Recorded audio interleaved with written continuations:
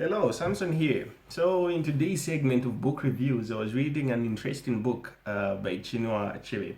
I think I've been following Chinua Achebe's writings, regardless of him being let may his soul rest in peace. So, I was reading The Problem with Nigeria. In the preface, he says the book is dedicated to his children and his age mates throughout Nigeria, whose future argument the book is all about. So the future argument here, we're talking about a book that was written like a century ago, that is in the 20th century. And then the argument is based on the 21st century, where he perceived some problems that Nigeria had at that particular time, perceiving that if the system isn't changed, they might continue through. So the inspiration and the vigor comes from them, and then he says the weaknesses and the flaws all are mine. So he takes responsibility of that. Right into chapter 1, where he says where the problem lies. So the trouble with Nigeria is simply the squarely a failure of leadership. That is where the problem lies. There is nothing basically wrong with the Nigerian character. There is nothing wrong with the Nigerian land. There is nothing wrong with the Nigerian climate or water or air or anything else. Basically, leadership is what is a failure, where the problem lies. So Nigeria can change today if she discovers leaders who have the will and the ability and the vision to move things forward. And I think this is still a problem in an African setup where leadership is what really is a challenge for African nations. Chapter 2, he talks about tribalism, so describing it or defining it as the discrimination against a citizen because of his or her place of birth. So tribe has been accepted at one time as a friend, rejected as an enemy at another, and finally smuggled in through the back door, just as a matter of accomplice, right? So tribalism is something that we've experienced, I think, in different African nations or globally, so to say. In chapter 3, we're talking about false images of ourselves. So that is how the chapter is titled itself. So we most of the times listen to Nigerian leaders and African leaders, so to say, talk about this great country of ours. Now, disclaimer, I don't agree with this statement because I believe that the world is getting better day by day, regardless of whatever is happening. He says, Nigeria is a great country. It is one of the most disorderly nations in the world. It is one of the most corrupt, insensitive, inefficient places under the sun. It is one of the most expensive countries and one of those that give least value for money. So he says it is dirty, it is careless, it is noisy, it is ostentatious, it is dishonest, and it is vulgar. So he concludes by saying Nigerians are what they are only because their leaders are not what they should be. As we talked about this in chapter 1, saying that where the problem lies is on leadership. So this repeats itself, looking at the false image of themselves. In leadership, that is chapter 4, leadership and the Nigerian style of it. In spite of conventional opinions, Nigeria has been less than fortunate in its leadership. Africa, really.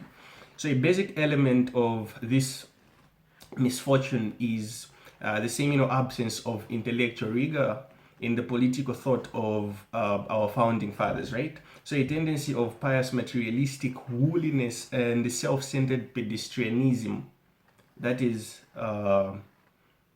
where another problem lies, looking at the unfortunate part of the leadership system. So there are two commonly enunciated ideals rather in the Nigerian setup, that is unity and faith, which is talked about most of the times. But then the argument becomes the fact that faith in what?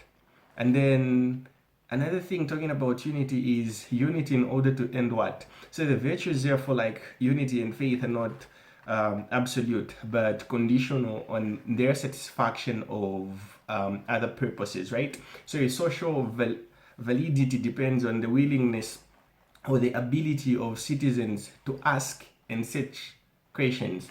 So This calls for a habit of mental rigor, for which unfortunately Nigerians are not famous for. Patriotism in chapter 5. Who is patriotic? He is a person who loves his country. He's not a person who says he loves his country. He is not even a person who shouts or swears or recites or sings his love for his country. He is one who cares deeply about the happiness and well-being of his country and all its people. Patriotism is therefore an emotion of love directed by critical intelligence. So a true patriot will always demand the highest standards of his country and accept nothing but the best for his people. However, in spite of the tendency of power to speak about this great nation of ours, Nigeria, that is, Nigerians are amongst the world's most unpatriotic people. In chapter 6, social injustice and the cult of mediocrity. So we refuse to see what we want to see. This is why we have brought about the chances which our society must undergo or be written off. So we have no option really. If we do not move, we shall not be moved. Okay, so the masses whose name we take in vain are not amused. They do not enjoy their punishment and poverty. We say thoughtlessly that politics is a game of numbers. So it is, yes. The masses own the nation because they have the numbers. And when they move, they will do it knowing that God loves them, or he would not have made many of them. This is where the social injustice and the cult of mediocrity falls. In the next chapter, we're talking about indiscipline. Indiscipline perverts our lives so completely today that one may be justified in calling it the condition of power excellence of contemporary Nigerian society. So indiscipline is a failure or refusal to submit to one's desires and actions in order to the restraints of the order of social conduct in recognition to the rights and the desires of others. In another vein, discipline does not invite supervision by an external force, but it's imposed by the individual from within. So summarizing, the indiscipline of ordinary citizens, regrettable as it may be, it does not pose a fatal threat to society because it can be generally contained by his fellows, or at worst by a copy of policemen. But the indiscipline of a leader is something that is very different matter altogether. Corruption, a very big problem being faced globally. Corruption in Nigeria has passed the alarming and entered the fatal stage, right? So, and Nigeria will die if it keeps pretending that she is slightly indisposed. So the week star of 15th May, that is in 1983, has this on its front page, and the title is the Nigerian and corruption. The Nigerian and corruption. So I quote, they say, keeping an average Nigerian from being corrupt is like keeping a goat from eating yam. Okay, and then Nigerians are corrupt because the system under which they live makes corruption easy and profitable. So they will cease to be corrupt when corruption is made difficult and inconvenient. And this is something that should be exercised everywhere. If systems where we live, right, are corrupt, then definitely there is this huge mass of corruption that is always going to be there. The Igbo problem is another chapter where I distinguished political scientists from a minority area of the South rather pronounced some years ago that Nigeria has an Igbo problem. So every ethnic group is of course something of a problem for Nigerians That is easy achievement of cohesive nationhood, right? So the real problem with the Igbo since independence is precisely the absence of the kind of central leadership which their competitors presume for them. However, the Igbo is a necessary ingredient in the modernization and the development of Nigeria as a society itself. Yeah, collectively. And then in the last chapter, chapter 10, we're talking about an example of Aminu Kano. So, to be educated, firstly, is to develop questioning habits, to be skeptical of easy promises, and to use past experience creatively. The example of Amino Kano, a selfless commitment is rather the example of Amino Kano, a selfless commitment to the common people of Nigeria, whom are daily deprived and disposed, and whose plight must be treated so carelessly and frivolously.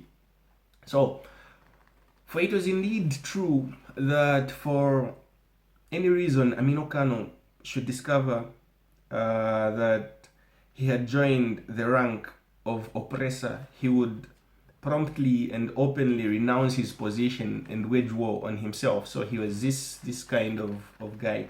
So the importance to society of people like Amino Kano and Mahatma Gandhi, which is another figure which is brought up in the book, is not that every politician can become like them, for it would be impossible to do that, right? But the monumental fact which they underscore is which no one can ignore again after they have walked amongst us, right? So Gandhi was real, Amino Kano was real.